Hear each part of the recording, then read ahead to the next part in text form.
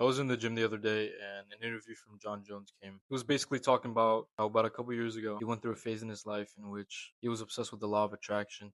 He was obsessed with the power of the mind, what it's like to be a winner, what it means to be a winner, and how to become one. That's when I got curious myself and decided to do my own research, see what really worked for me, see what really worked for him and many different athletes and entrepreneurs and people of success. Because I'm sure we all have goals. The first step is admiring all the small wins in life.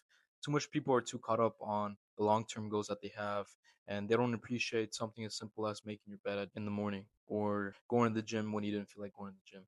These things seem so simple, yet people look over them constantly, and they don't take the time to appreciate themselves or the little bit of success that they find throughout the day. People might think those are ordinary things, but if you accumulate all the success that you've had throughout your day, you realize that your day was very successful and you are one step closer to winning and accomplishing the set goal that you set forth to accomplish. By small wins, by being grateful for the small things, you are set forth and bring yourself in a position to be blessed with much more things and more wins. Another one here I have is taking action and not having someone tell you what to do and how to do it. Sometimes we're too caught up and we're too comfortable in directions, especially if you don't own your business. You're constantly being told by your boss and by your coworkers what to do and how to do them. It's completely okay, especially in a work environment. But when you go about your life, you don't really know where to go and you are making decisions for yourself and are really relying on others. That's when life has its way with you. That's when you lose complete self esteem and self independence within yourself. There are always going to be people in a higher position than you, but you must make the best decision for yourself and only yourself. Next, I have build self trust within yourself and your word. What that means is if it's a Monday and you tell yourself, okay, this entire week I'm going to go to the gym. By you deciding to skip one of those days, you are lowering your self esteem. You are lowering your self trust within yourself. And next time you tell yourself something, it will not come into fruition. I'm a victim to this myself. I tell myself that I'm going to do something. And when I don't, I feel completely shitty about myself. And the next time I tell myself to do something, it more than likely isn't to come to fruition because you are essentially lying to yourself.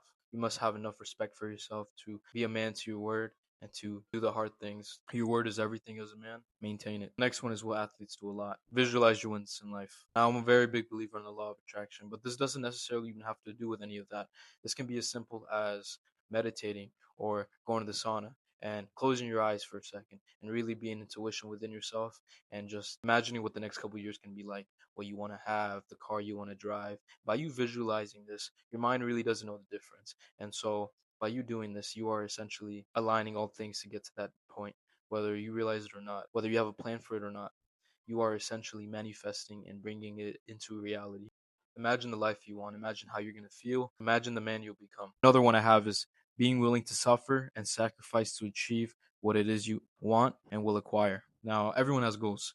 Everyone wants to accomplish something, whether it be a job position, whether it be a house, whether it be a car. That's great. It's great to have aspirations. It's great to live by something. It makes life worth living. But what are you willing to sacrifice for those things? Are you taking time out of your day to get one step closer? Are you taking courses to get to that job position? Are you sacrificing your body? Are you sacrificing the friendships and bad habits that you have? All these things accumulate. You get what you give.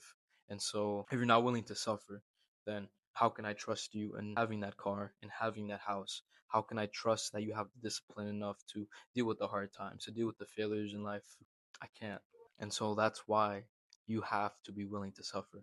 All great athletes, all great people who have success in their life have sacrificed something, whether it be friends, bad habits, their bodies. They had a vision and they knew what it took to get there. Pain builds resilience, and suffering builds character. Last but not least, I have surround yourself with those who have achievements.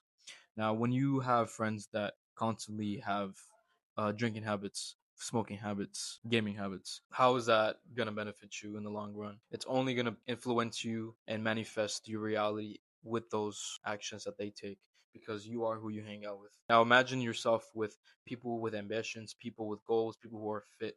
By you being around that environment, you're going to want to switch your habits. You're going to want to switch everything that is around you because you essentially want to fit into the group that you have now found. And that's what I found really worked for me. I had to cut off a lot of people in my life because they provided nothing for me.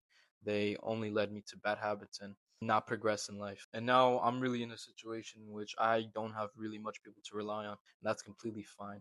I only have myself and my family that is far away. That is all I need.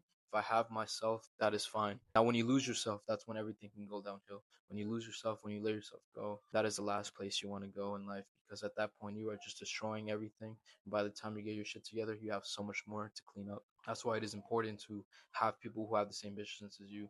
Whether you find them more entertaining than the others is besides the point. Sometimes you have to do what is good for you. I compare it to when a woman wants a man who treats her like shit, a man that doesn't value her, compared to the man that is good for her and has good characteristics, but isn't attractive, for example. Women know what is good for them.